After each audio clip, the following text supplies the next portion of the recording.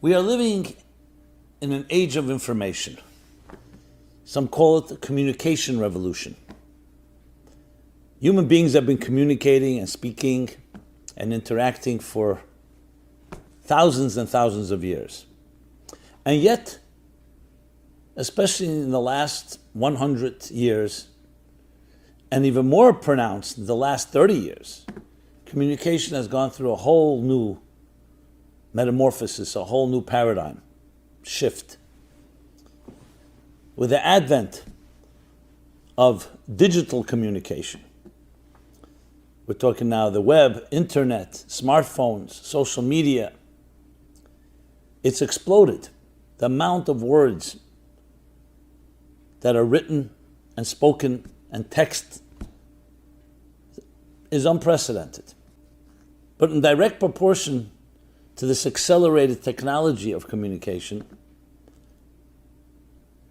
are we caught up with also understanding the implications of the words we communicate, the words we speak?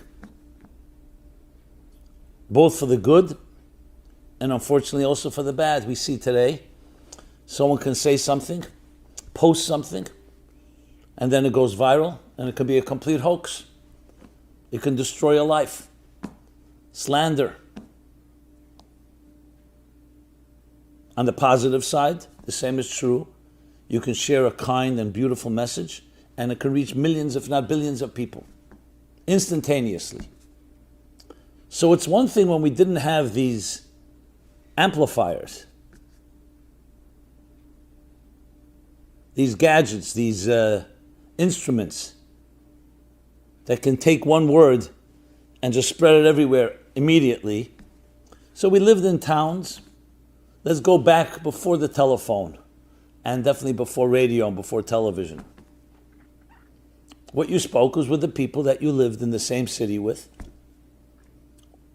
or close to you, and sometimes that word would spread,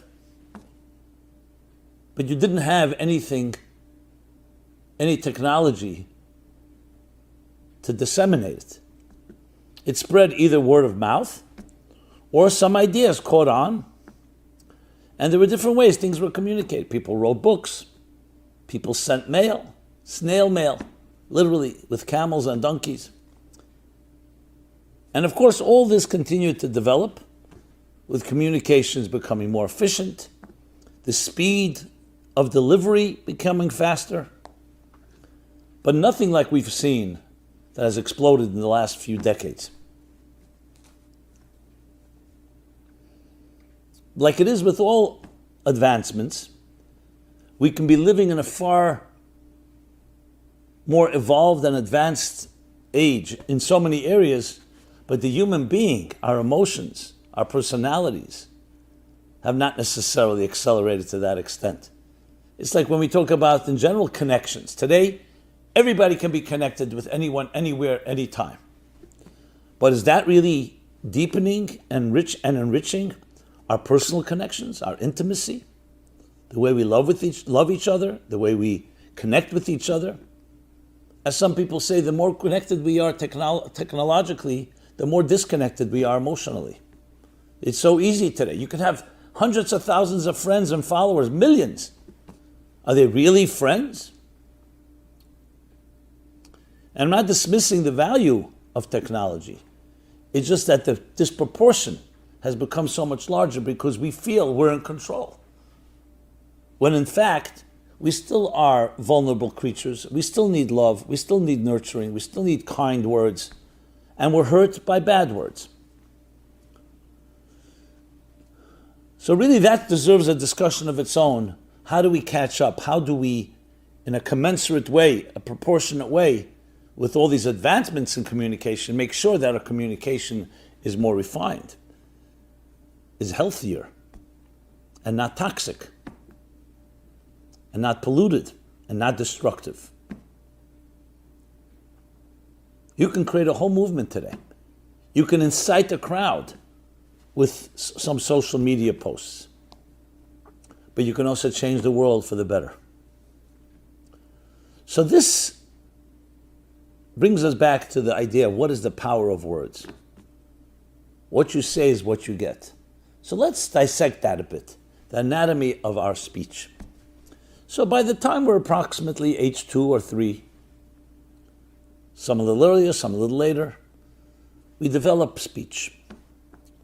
We learn it first from our parents and from our close and loved ones, our siblings. We mimic. But there's more than just mimicking, because if we're just mimicking, we wouldn't learn to speak so quickly. There's something inside the soul, the mystics explain, that has letters, that has words. We just don't have the tools to express them, and we don't know how to express them. And I'm not talking about particular language, because the same 2-year-old can be speaking in French, if parents are French, are speaking French, or English, or Spanish, or Hebrew, or whatever language it may be. That's already how you express. But the actual form of expression, the ability to communicate something that you are thinking or feeling, is a unique capacity to the human being. Though animals have their way of communicating, but it's never as sophisticated or complex. Yes, we've come to learn that it's more complex than we thought it was. It's not just primitive. But the capacity to write a book, to share ideas and feelings in the way the human being can is a very unique to the human species. But again, that's not the point of this discussion. A little context. So what is our speech? So the way the mystics put it, we'll call it the mystical psychologists, is that the human being has faculties. They're like, think of them as the spiritual limbs of the soul, the faculties of the soul, just like we have physical limbs of the body. And then we have the expression of these faculties. You can be a brilliant person, have deep emotions, and yet, for whatever reason, you're unable to express them. You could be shy, you could be untrained. You see this all the time. If you remember in school, some of the smartest kids who were very quiet, everyone thought they were stupid. Everyone. Those that weren't trained. And then you realize this person is a very intelligent person. They just don't express it well. God forbid, think of someone who may have a speech defect or is just unable to speak. That doesn't mean they're not able to conceive of ideas. So the way they explain it is that there are 3 forms of expression: thought, speech, and action. Thought is expression to yourself. Speech is an expression to another, and action obviously creates something concrete as a result of your expression. And in general, in the healthy process, you begin with thought, speech, and action. You think of an idea, then you communicate it, you share it, you get advice, you consult, and then you implement. But thought itself is also an expression, because thought is not the mind. You can have a mind with millions and billions of ideas. The thought process is consciously thinking about that particular idea. Think of it like an instrument thought that draws ideas that are there in your unconscious and bring it to a conscious level. So when you're thinking about some idea right now, there are many ideas your mind has. Thought is the process of consciously expressing a particular thought. You want to build a house. Yeah, but you can want a lot of other things. You want to build a business, you can do other things. So the thought process is consciously and actively thinking about building a house. Speaking is discussing it, strategizing, consulting, and then comes the building itself. We're focusing on the middle one. It's interesting that these are called garments by the mystics, by the Kabbalists. And I specifically use the word mystical psychology because I'm also including the Hasidic approach of taking these esoteric ideas and turning them into an applicable model, that's a model for life. Garments, because they are like garments, they're not part of the very human being, because speech itself is just a hollow instrument. What are you speaking about requires thoughts, or ideas, I should say, and feelings. So a garment hanging in the closet is there for you, but it has to go onto somebody for it to have any impact. So you can change what you're filling your words with, But the words themselves are a form of a garment, just as an analogy. But on the other hand, that's the channel that expresses that which is inside of you. So the mere fact that we understand the process, most of us just take our speech for granted. I just speak. I have something to say, I say it. Especially today. You just text it. Sometimes you regret it, so you delete it. Sometimes it's too late. Remember when Gmail, before they had the delay that you can undo your email, it just went out, and then how many emails went out that people said, oh boy, I wish I never sent that. So it's almost like reflexive and spontaneous. But in fact, when you think about it, speech is actually be very deliberate. What you say is an expression of who you are. Now I understand there's superficial speech. You go to a grocery store, I need a loaf of bread, I need a bottle of milk, container of milk. But I'm talking about speech now in the context of what we preoccupy ourselves with, what we speak about. So we see it as something that's channeling your soul to the world around you. It's a very different way of looking at it. It's actually energy that you're giving off. And here it's more than just energy. It's ideas or feelings. One word can bring someone to life. A very different word can kill someone. There's an expression in the Talmud that says that when you speak, it's called evil tongue. You may know it as Lashon Hara. It means literally evil tongue. That your tongue is saying things that are bad about another person. You're bad-mouthing someone. Slander. Or anything, just negatively speaking about someone. You kill 3 people, it says. The person who's speaking, the person who's listening, and the person that you're speaking about. Because you're destroying his reputation, you're destroying his personality. Now, why is it killing the person who speaks? Because you've used your energy coming out of your mouth, which is a gift given to you, which draws from your soul through the faculty of either your intelligence or your emotions, and you've used it in a destructive manner. So like everything in life, that comes back. It destroys something inside of you. Does it kill you physically? No. But spiritually, emotionally. Is it a death that is permanent? You can correct it. But obviously the goal is, of course, is to prevent it in the first place. But what about the person that's listening? Well, the person that's listening, you've poisoned their mind and their heart about that person. And as we know, it's like common knowledge that if you're speaking about someone negatively to another person, very likely you'll speak about that person negatively to another third person. So I'm not focusing particularly on this negative type of speech, it's general speech. If in science we know today the butterfly effect, that a butterfly flaps its wings in Kansas City and that can create a typhoon in Singapore, how much more so the words that we utter? Once they leave you, they're out there in space. They have an effect. Not just on the listener. In some way, they've changed the universe. Now, we may not see it, we may not hear it, but today with technology, we see it very clearly. Your words can be recorded. That means that's a permanent record of it. So why not understand the same thing on a more spiritual level, that your words are recorded in the cosmos? When you think of it that way, words are unbelievably powerful. And that's why they indeed can change people, can change worlds. In the art of public speaking, or even private speaking, one-on-one, true good speaker will tell you. And as a speaker, I share this, one of the things when people come to me training in public speaking and how to speak, it's not what you say alone, it's how you say it. You can say the same idea in a way that people will be receptive. The same thing can be said and you'll turn everybody off. One of the expressions I love, people don't care how much you know until they know how much you care. Words from the heart enter the heart. The same words can be said from the mouth, from the brain.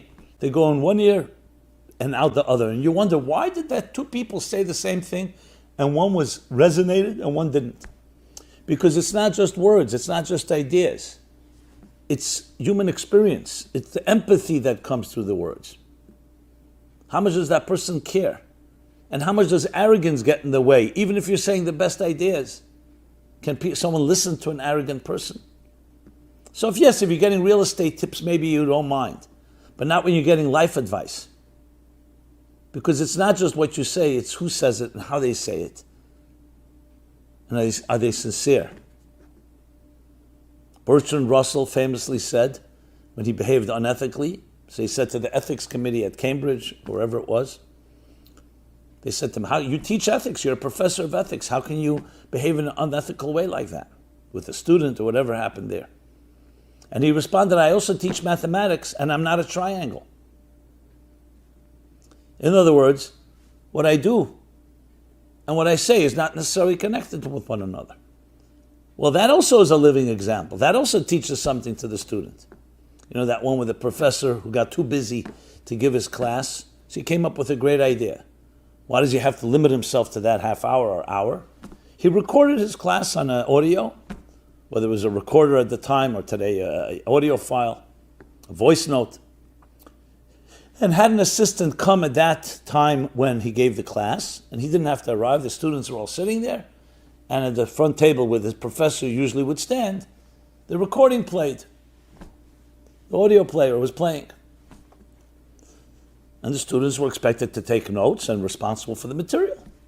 And so it went for weeks and weeks and months and months. One day the professor decides he's coming anyway to the university. He wants to peek in and check out how his great innovation is working.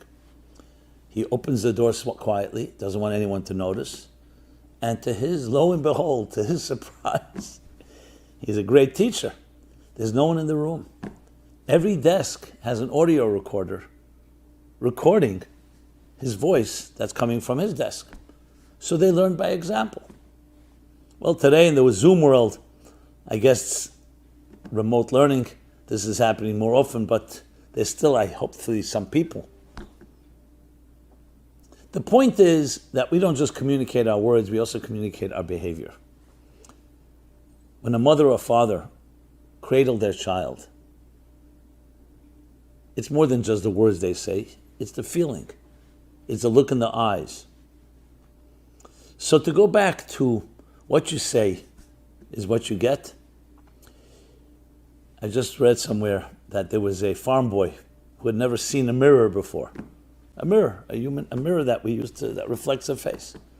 Comes once to a city, invited to a home, goes into the home, and he sees, as soon as he enters, he sees a mirror. He's looking in the mirror. He's like all bewildered, so he's making all these faces. And the reflection is making the faces back to him.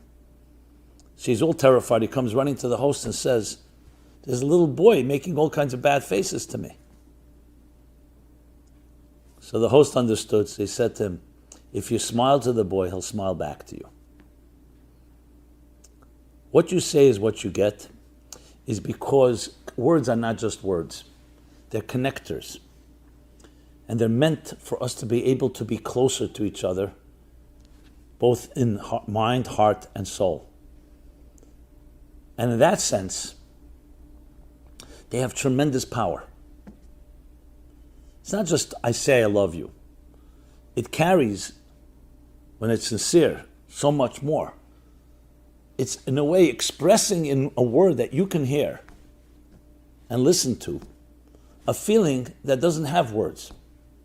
It's expressing the inexpressible, basically.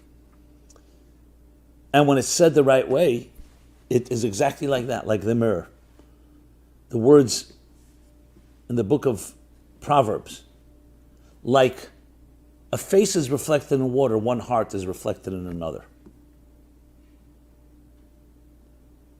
Now, when you're thinking thoughts, sometimes your composure, your face, your body language can maybe communicate something, but usually it's more concealed.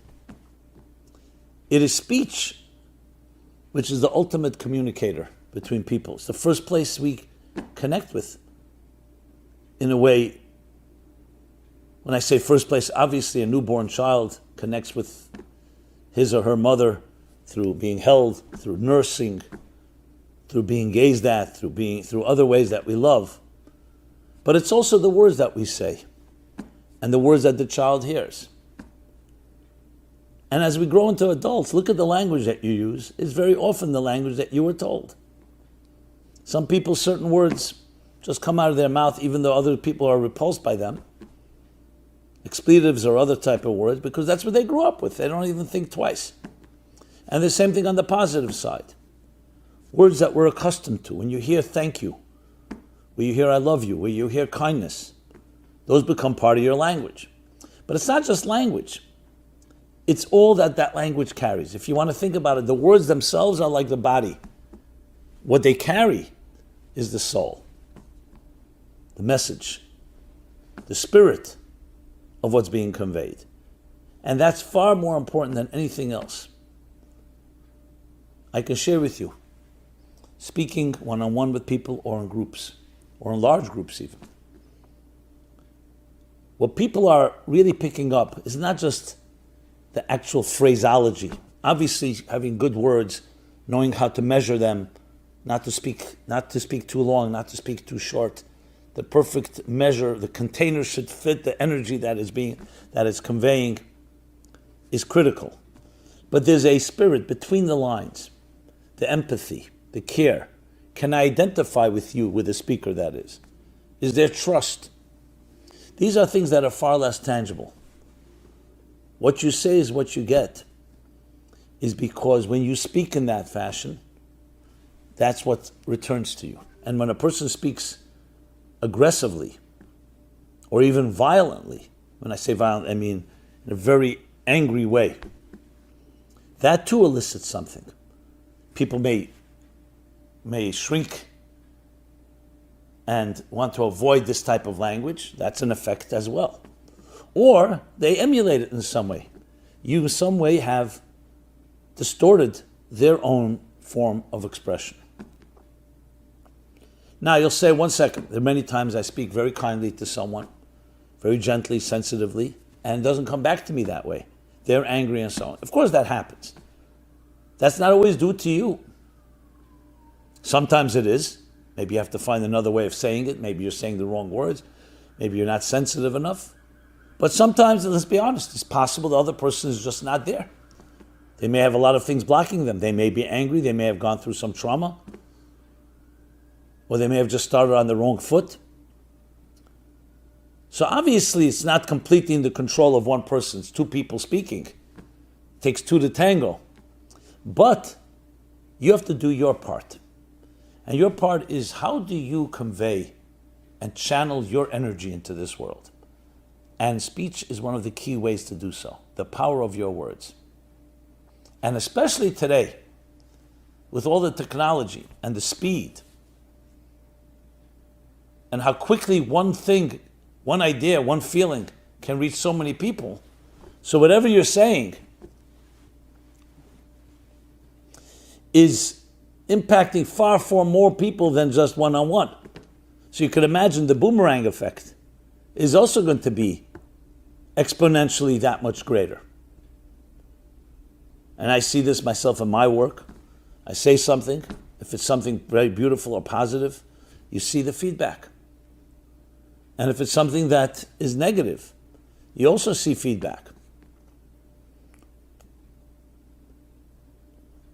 So what I'd like to convey to myself, to you, to everyone in this context, that we have a gift, the gift of words, the gift of communication, the ability to bridge, to create a bridge and an interface between your innermost self with another, and with others, and with the world around you. And words, even though they may not look like bricks that build structures, but they also build things. And they also can destroy things, like I mentioned before. So though the words themselves are garments and channels, but we know that channels are critical. You can have a healthy heart, but if your arteries are, God forbid, blocked, that can be a big problem. You can have very good intentions, very good ideas and good feelings, But if the words that are conveying them are somewhat compromised, polluted, toxic, that has a tremendous impact. Very often we have good intentions and then it comes across the wrong way. Well, we have a way to remedy that. But above all, the gift is this. And we're blessed with the technologies that can amplify, that can disseminate a message to so many people. To appreciate that gift. We're created in a way, we were not given a quota of how many words we can use in our lifetime. Imagine we had a quota, and then you ran out of it. What would happen? We're not given a quota. But that means we shouldn't squander it and abuse it or take it for granted. Every word you utter releases unique energy. So it's time to think about it. Before you text next time, before you say something, you leave a voice note, or any other way that you're communicating. Wouldn't it be beautiful if each of us took upon ourselves and said, for every text I send out, whether it's business or entertainment or just plain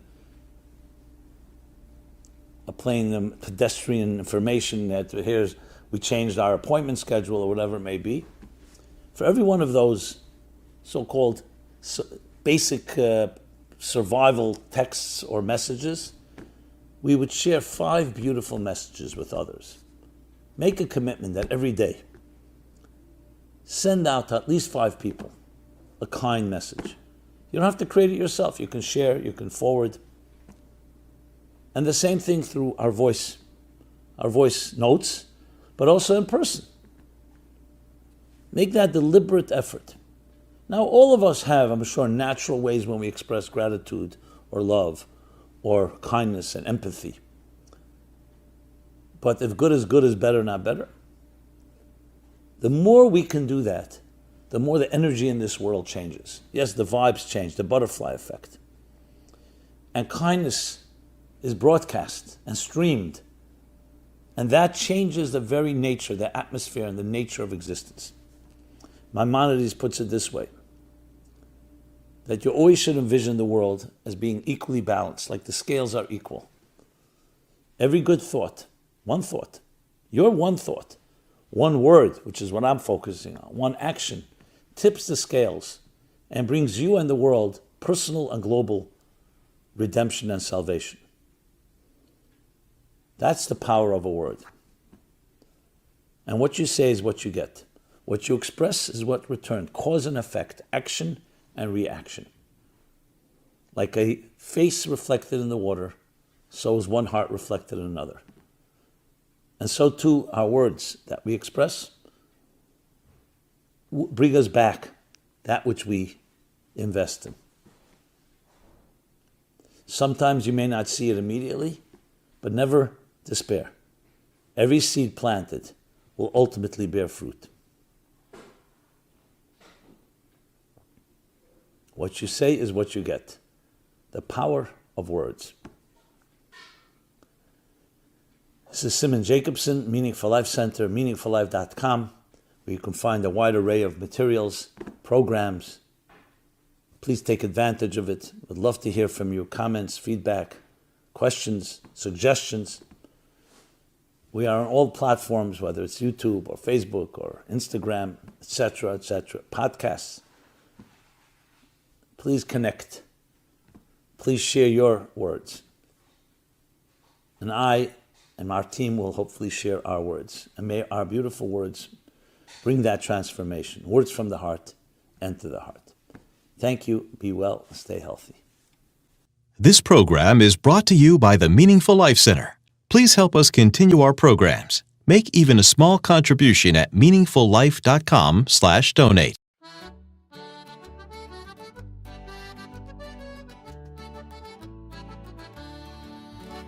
Scattamo stanotti, viri come balla, sutta e fanali chi si scidica. Ballamo stanotti, salta come un'anna, chi pettini di luna in sciolla. Gira musica, gira e non si ferma, come una galla du vento aita. attira con narina tamburello e abbacia come sua figliola. Scattamo stanotte, viri come balla, sutta e fanali chi si scidica. Ballamo stanotte, salta come un'anna, chi pettini di luna in sciolla.